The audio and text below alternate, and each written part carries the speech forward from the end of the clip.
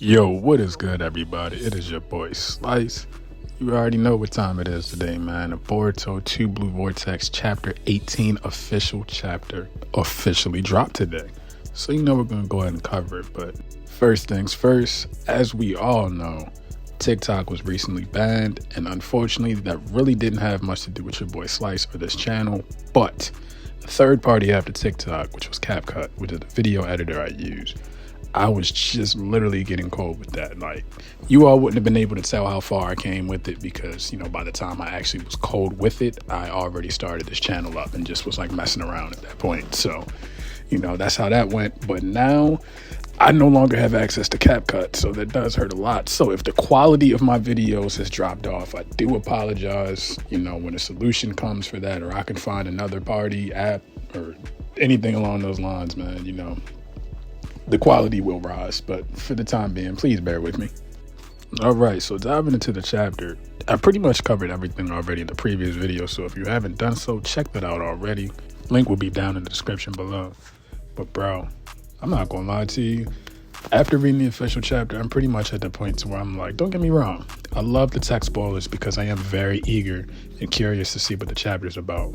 But actually, after reading the official chapter, boy, Ikimoto once again, please give this man his credit, bro. But the chapter starts off with Kawaki basically telling Amado, at this point, I don't even care if you use my body as a toy. You've been doing it long enough. You will change my settings and max out my offensive capabilities to capacity. And if you don't, I'll just kill you. You won't be of any use to me anymore. You could see the bloodlust in Kawaki's eyes. Sumire could see it, and also Amado could see it. But as we know, and as once again as previously stated in the last video, Amado went ahead and he used that shutdown code. Now, fun fact about the shutdown code that Amado used, it's actually a phrase in Japan that pretty much is said to children when they're just doing too much. Save the sleep talk for when you're asleep. It's pretty much what it said. I mean, it's pretty self-explanatory, but I just thought that was funny. Now we know that Sumire is not affected by omnipotence, but this would just be another way to confirm that Sumire is not affected by omnipotence. She has now realized and saw firsthand on first accord and first account that Kawaki also has an emergency shutdown code like Delta and the rest of the former Kara members. I'm going to skip around a bit. We're going to go ahead and go back to the Sand Village with Ryu, Mitsuki, Sarada, Yodo, and Ryu. Now, the first thing I noticed from, you know, it was a little bit of mistranslation, and I did warn you all in the last video, so I'm just going to go ahead and elaborate on what exactly happened at this moment. So, when Ryu whipped out his Iron Sand originally, it was to detect Boruto. It wasn't for anything else. Or was it? Now, we all know that Ryu was already suspicious of Yodo, but the minute he whipped out his Iron Sand, her bloodlust just could not be held anymore. She couldn't hide it. And it was just screaming. It was radiating. It was infuriating off of her. And Ryu immediately picked up on it, and it confirmed. She's after me. She's after us. There's no way. Now, of course, they tried to continue the lie, and they tried to keep the lie up by just saying, bro, relax. That's just how Yodo is. Ryu's smarter than that, though. Matsuri's also way smarter than that. Switching back to the Leaf Village, though, there's a key point of this chapter right here that once again was lost in mistranslation, but I immediately had to take critical and note that. Had to add that to the Slice archives, man. Some way, somehow, Ishiki's vessel or Ishiki's data is no longer implanted in that karma that Kawaki currently has, per Amado. Allegedly, because you know we're dealing with Amado here.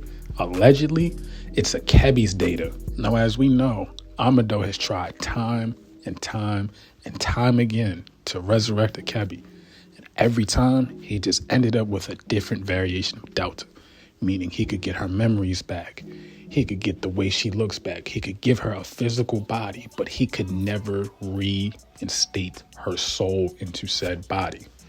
He thinks, or in his mind, also what he's trying to fool Kawaki and or the readers with is he's gonna resurrect Akebi with that, and that can only be done with Kawaki's karma.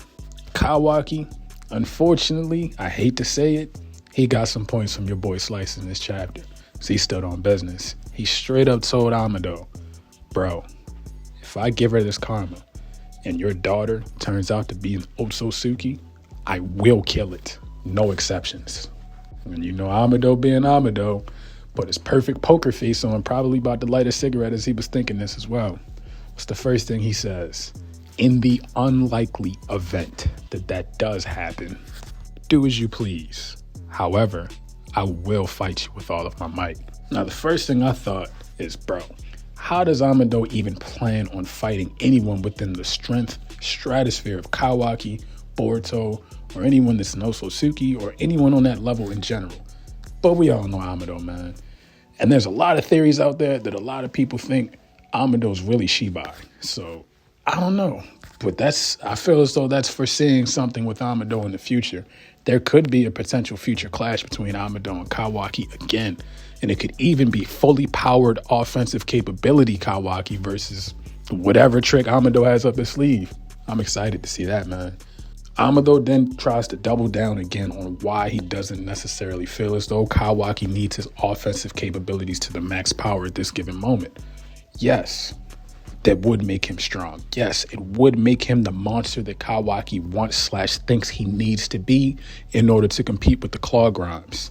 But according to Amado, Kawaki is basically invincible at this moment due to his amazing regenerative capabilities and his defensive prowess. Even though he's been knocked out a lot of times in TBV, he still gets back up. And who's to say whether or not Jorah really would have killed him when he first got knocked down or knocked out? And once again, it's been like 4 to 5 times now since our boy Kawaki has taken the L. So I guess he's pretty much right. He is invincible. We have no other choice but to, assume so, right? But of course, Amado's trump card is Kawaki. He's put all his eggs in the basket with Kawaki. So he truly doesn't want him to die. That's completely understandable. We don't know what Amado's really up to with this whole Akebi thing. Not even Kawaki knows. And at the end of the series anyway, Kawaki truly wants to die. So, all of this being taken into account for, Amado's begging, Amado's pleading that Kawaki just goes through with his goal because Amado even tells him, I pretty much put all my eggs into my basket with you. If you die, that means all my hopes and dreams die and my work dies as well. Kawaki then responds, hey, don't worry about me.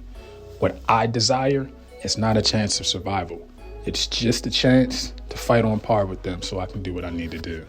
So quit worrying about me and amp my powers up. Use any means, whether scientific or whatever you got to do, to make me stronger than all of them. And when my goals are met, when Boruto, Code, and these Claw Grimes are defeated, then I will use my karma and I'll do whatever you want with Akebi. That last look on Amado's face at the bottom of the panel, bro, is hilarious. But it also does spark even more curiosity in your boy Slice. So I'm just wondering, what is going through Amado's head at that given point? We don't know yet, man. Going back to the Sand Village, though, this part right here was hugely mistranslated. I'm not going to say hugely.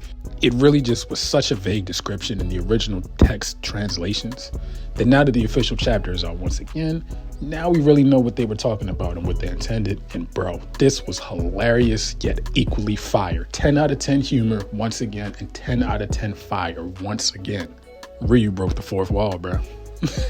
Ryu broke the fourth wall. And truthfully, I don't know, but I want to say this is the first time that Ryu, or just anyone in general in the Boruto TBV or Boruto manga in general, or maybe even Naruto series, from Naruto to Shippuden, Boruto to TBV, this is the first time that I've noticed someone ever breaking the fourth wall. And it was done so funny and so fire, bro. So we already know Ryu went ahead and whipped out the Soul Thorn, just as bait. But who was he really baiting? Now, of course, he also went through with some lies. He went ahead and carried the act, put up the front as if he was whipping it out for Boruto, but in general, he was truly testing out Yodo, because that bloodlust was just way too much for Ryu to ignore. So as we know, of course, Yodo went ahead and fell for the bait, causing Ryu to entrap everyone in the site with Iron Sand. Now, there was a point in time where I was under the assumption that maybe he would have been trying some sort of puppet jutsu with his Iron Sand, because don't forget, he was also trained by Kankuro as well as Gaara. So not only is he an Iron Sand user, but he's also a puppet master jutsu user. Crazy fire, right? But no, unfortunately, we didn't get to see him use his puppet or any puppet master jutsu. It was still just Iron Sand, which is still just as fire for me. I'm not tripping. But Ryu's definitely hurt by their betrayal. He feels as though they need to be punished. Now in the last 2 pages, the page specifically where he uses the Iron Sand to make Sarada attack Yodo, they say they feel as though they're being controlled puppet-like. Who knows, bro? They might be setting it up for him to be whipping out like some sort of combination of the Iron Sand and the Puppet Master Jutsu, which would be very fire, bro. On the final page, we see Araya whip out that Iron Sand Sealing Blade, a blade specifically that he created as a combo jutsu with Shinki. Now he's gonna have to use it to free Shinki by killing an alternative version of Shinki, Ryu. Very deep, man. Very deep. They've really cooked with these clog rhymes, man. Like, the fact that pretty much in order to thrive or be successful against these clog rhymes, these people are basically going to have to kill someone who is literally the closest person to them, if not one of the closest person to them. Hence, Sarada would have had to kill Hidari. You know what I'm saying? Konohamaru may possibly have to kill Moegi. Not Moegi, my apologies. Konohamaru may actually have to kill Matsuri. And you know, speaking of which, I think I skipped over that, but it wasn't too much to cover. It's the same exact thing. I'm going to actually put the original translation that I found on Twitter. I like that one a lot better. When she spazzed out, when she found out that Konohamaru had someone else calling him Konohamaru-chan, she wasn't that happy about it. And, you know, she immediately knew he was talking about Matsuri. And yeah, I like this one better. So I'm going to go ahead and put that in the background for you. But yo, overall, once again, another 10 out of 10 chapter from Boruto. This is now 18 chapters in a row that have been 10 out of 10 from your boy Slice. And I don't plan on any of the chapters missing anytime soon. And in my opinion, that is what makes it the best thing about it being a monthly release. Now I'm actually debating on releasing Chainsaw Man chapters. That would at least bring you all some weekly content, but I still do have plenty of other content planned for you all.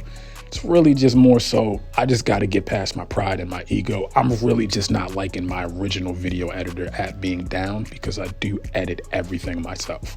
All of the beats you hear in the background are my own that I've produced. All of my edits are all done by me. You know, literally everything. I do everything, bro. I'm gonna do it all. So, you know what I mean? If there's a will, there's a way though, man. I'm just gonna go ahead and wrap this video up. Let me know what you all thought about Boruto 2 Blue Vortex Chapter 18, man. Once again, the official release is out. Go ahead and look at it on Shonen Jump, wherever you can get it, man. There's another one that I don't use, but I use Shonen Jump. You know what I'm saying? It's cheap.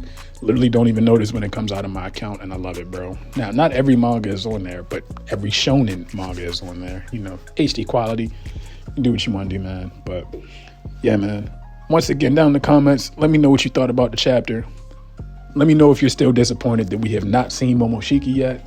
But at the same time, this is 2 straight chapters without Boruto in it. So think about that. 2 straight chapters, no sign or mention. Well, there was a slight mention of him, but pretty much no sign or no mention of the main character. Yet it's still another 10 out of 10 chapter. Who else can do that, man? Who else could do that but Ikimoto? And who else besides the young lord Boruto could have such aura that he doesn't even have to be in the main chapter or the last 2 chapters? And the series is still 10 out of 10. Either way though, man, it's been your boy Slice, and I'm signing out. Once again, let's have a discussion in the comments down below. Subscribe to the channel if you haven't done so already. Share the video, like the video, drop a comment, man. Appreciate you all. Peace.